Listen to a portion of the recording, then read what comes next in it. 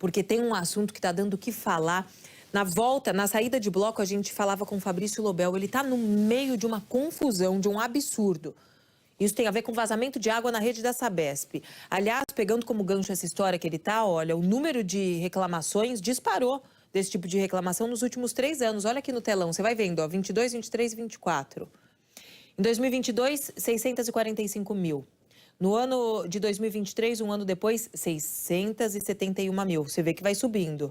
Ano passado, quase 700 mil reclamações. Vamos fazer uma conta? São cerca de 79 reclamações por hora em todo o estado. É muita coisa. Isso se reflete no dia a dia. Quase que todos os dias, quase que toda semana tem um morador pedindo ajuda para cobrar a Sabesp. Ajuda a arrumar a tubulação que estourou na rua, pertinho de casa. E logo agora, né, nessa época, que a gente tem ouvido falar tanto em economia de água. Cada gota é importante de economia por causa do baixo volume dos reservatórios. Na cidade líder, zona leste da capital, Wagner e a Ângela mandaram uns vídeos pra gente. Quer ver? Olha lá, falam que a Sabesp demora a resolver o problema. O Wagner citou, inclusive, que o vazamento durou um dia todo, 24 horas. Água rolando, água indo embora. A gente pediu uma nota para a Sabesp, que foi lá, depois que a gente entrou em contato. Falou que o vazamento foi depois que um carro quebrou uma tubulação de uma casa da rua que está em obras. A empresa fez o reparo, o problema resolvido. Mas precisou o Bom Dia ligar, né? Ou eles estavam agendados. Mas tá tendo vazamento ali, é água e água, água indo embora. Tem que ter equipe assim, ó, de bate-pronto para ir estancar esse vazamento. Bom, madrugada de hoje. Vários moradores também. Bom dia, São Paulo, ajuda, ajuda, ajuda. Estão denunciando vazamento de uma tubulação no Jardim Ângela, na Zona Sul. Por lá, a água da tubulação da Sabesp inundou ruas e casas. Que cenário! Fabrício Lobel mostra a bronca desses moradores. Olha, e estão muito bonzinhos, né? Porque eu vi há pouco, eles ali, é problema da Sabesp, eles estão lá no desespero, um ajudando o outro com rodo, com vassoura, tentando tirar essa lama toda que ficou as casas. Bom dia. Bom dia novamente, Sabina. Tem muita lama ainda nas vielas aqui, alguns quintais também com lama. A gente mostrou uma casa que está em construção, que está ainda com água dentro dela. A água não conseguiu escoar dessa casa. Só para a gente explicar, então, como tem sido as últimas horas aqui no Jardim Nakamura, região do Jardim Ângela. Ontem teve um vazamento na Avenida Agamenon Pereira da Silva. É uma ladeira que fica ali em cima, 2 quarteirões daqui, e que muita água desceu essa avenida, assustou os moradores e chamou a atenção pelo volume de água desperdiçado. Isso foi ontem.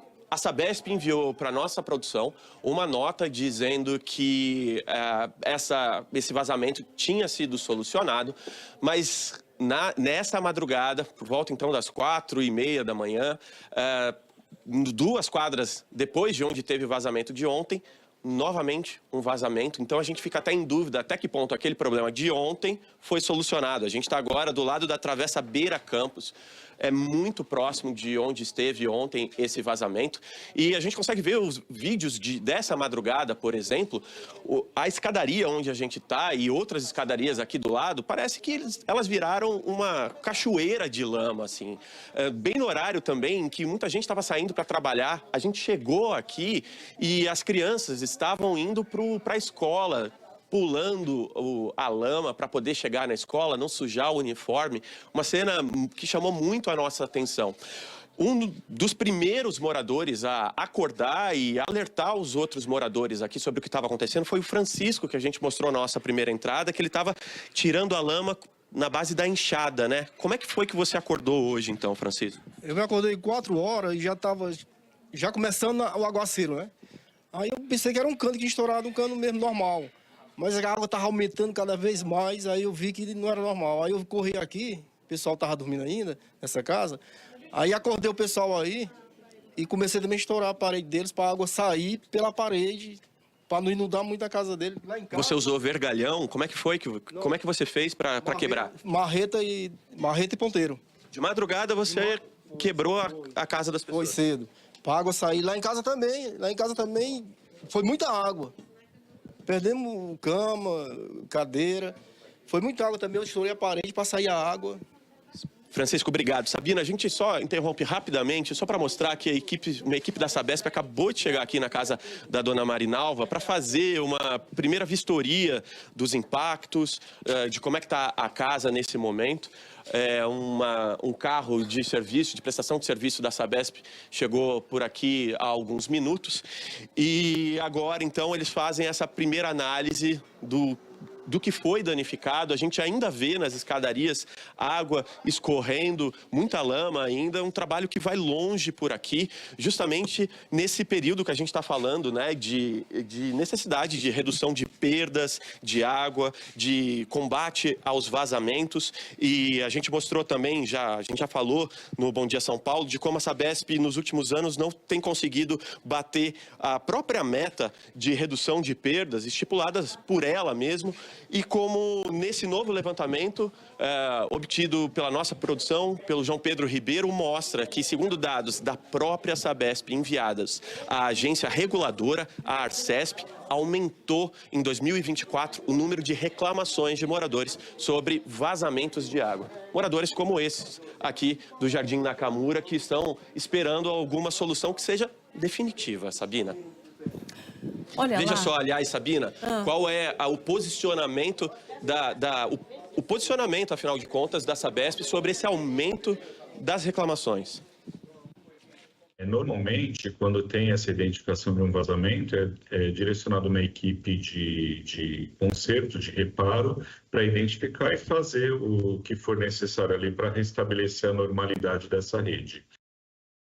A Sabesp também trabalha com muita tecnologia, né? Então a gente vem utilizando, por exemplo, satélites, inteligência artificial para nos ajudar a identificar esses pontos de vazamento e fazer com as manutenções antes que cause algum grande problema para a população.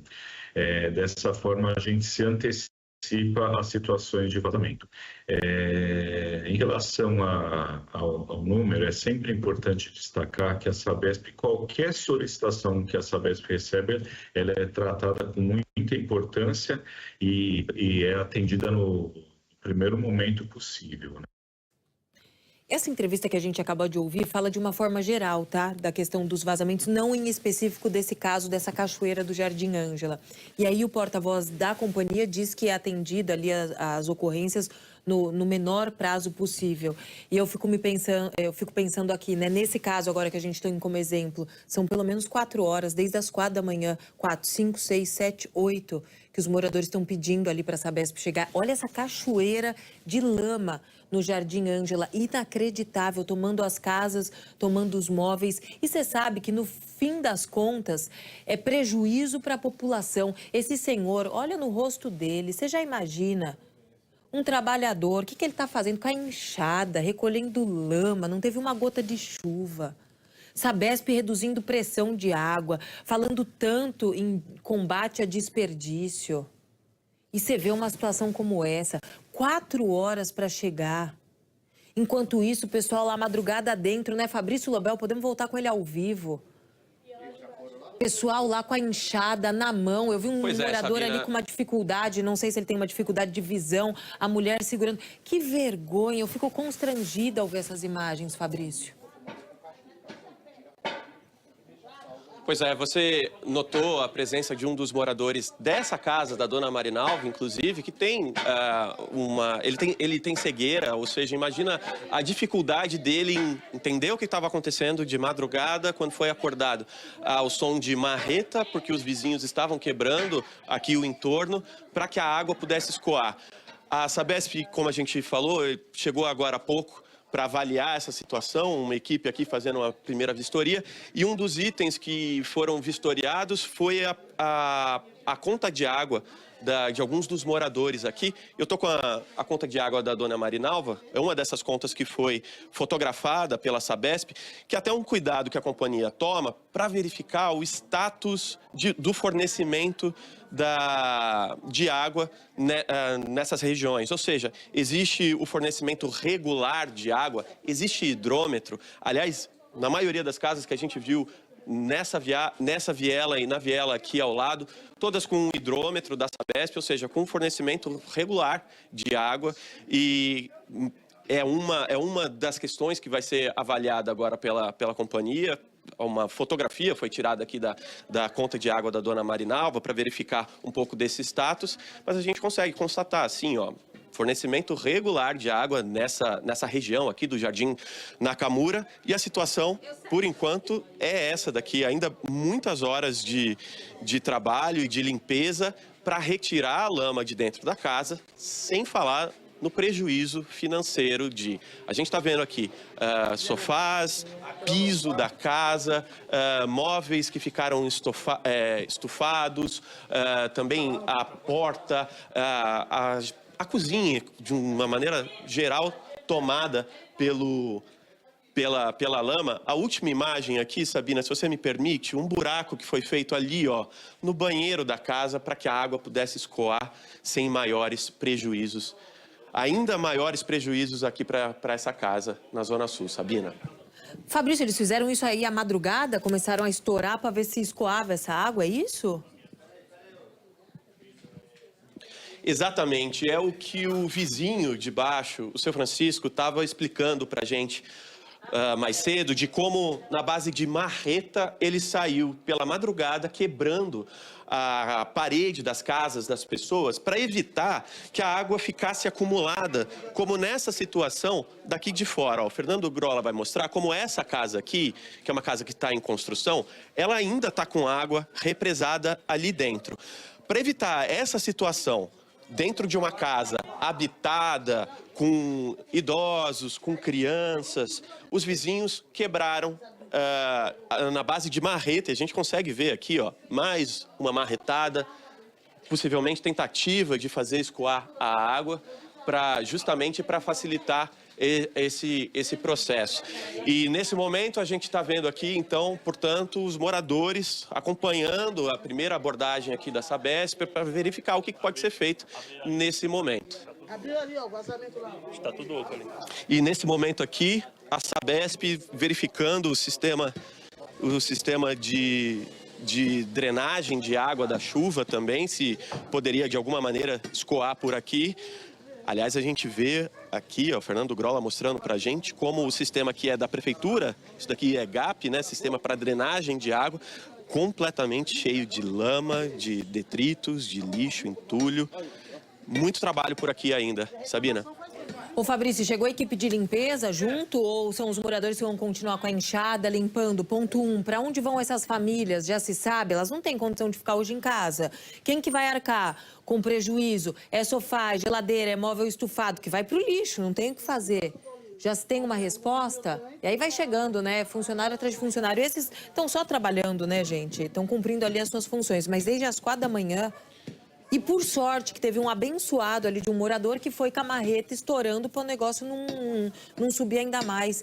Você vê vários idosos, pessoas com dificuldade ali no andar. Eu vi uma senhora, o outro que tem uma espécie de cegueiro, Fernando Grola mostrando tudo ali com o Fabrício. Inacreditável.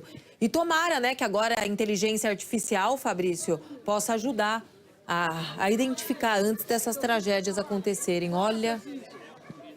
Se quiser complementar algo, Fabrício, você que sempre Cícero, cobre muito inclusive, bem. Sim, seu Cícero, a Sabina destacou para a gente como é que deve ter sido aqui a sua madrugada, como é que você acordou nesse susto? Foi um susto muito grande que eu tive. As voadas da água, né? O vizinho batendo na porta, o Francisco batendo na porta, eu pensei que era outra coisa, né? Aí eu desci, aí ele informou, aí nós descemos todo mundo. Foi um sufoco danado, encheu a casa de água embaixo, a cama, o sofá de água, a cozinha, o quarto do meu filho, moeu o colchão, moeu tudo. Um prejuízo total. Estourou a cerâmica da casa também, embaixo. Perfeito. Seu Cícero, obrigado, viu, pelo seu tempo. Pois é, Sabina, a gente está falando de um caso, mas como a gente mostrou no nosso levantamento e outros levantamentos que a gente tem apontado aqui no Bom Dia São Paulo, outros dados também mostram como tem aumentado o número de falhas na distribuição de água, dos reportes feitos à agência reguladora do saneamento no estado de São Paulo. o aumento das reclamações. A gente precisa de uma solução que seja sistêmica. Pontual, é verdade, aqui nesse caso do Jardim Nakamura, mas também para toda a região metropolitana, Sabina. Uma vez que a prova ali de que até esse plano de metas ali de combater os vazamentos, as perdas de água, esse plano não foi cumprido, você mesmo trouxe isso pra gente. Ai, Fabrício, obrigada, agradecer aos moradores, ali, força, vamos acompanhando aí ao longo do dia os desdobramentos dessa história. 8h03. Marcelo Campos, aliás, vamos falar com o Marcelo Campos, mostrar as imagens dele ao vivo, mas já chamando também o Marcelo Pereira para conversa, porque as histórias vão se complementando. O que ele mostra na Paulista? Olha lá, Sabina, tá na Avenida Paulista, dá uma olhada ali, olha, ele tá por lá acompanhando uma campanha do governo do estado que quer conscientizar a população sobre o uso racional da água. Quem passar pela altura do número 500 da Paulista, então, vai encontrar um aquário que mostra na prática como o desperdício de água gera impacto. Gota por gota, todos por todos. Esse ali é a toada da campanha, né? Vai ficar na Avenida Paulista até o dia 28 desse mês. Economize água. Tá vendo, né, Sabina? Tá bom. Eu posso fechar lá a torneira da minha casa. A sua também, você que está do outro lado também. Agora que esses vazamentos, essas perdas, que você sabe que não tem a ver diretamente com o consumidor ali, as perdas de água, que eles também façam a parte deles. E o que muita gente em casa também está se perguntando, e a gente também no sentimento aqui pergunta, né? A conta chega todos os meses, a gente paga a conta, o que a gente usa, mas é pago, é a nossa obrigação. E por que não se tem a prestação de serviço de qualidade, que é a obrigação da concessionária oferecer? É o que muita gente para e se pergunta. E é uma resposta que fica no ar, né, Sabina? Vamos então todos fazer a nossa parte? Eu me comprometo. Não. Pergunta fica no ar. Eu me comprometo também, de fato. E aí? Quem oferece o serviço também tem que se comprometer. E olha, deixa eu mostrar uma coisinha aqui. A gente mostrou tanto imagens ali de desperdício, né?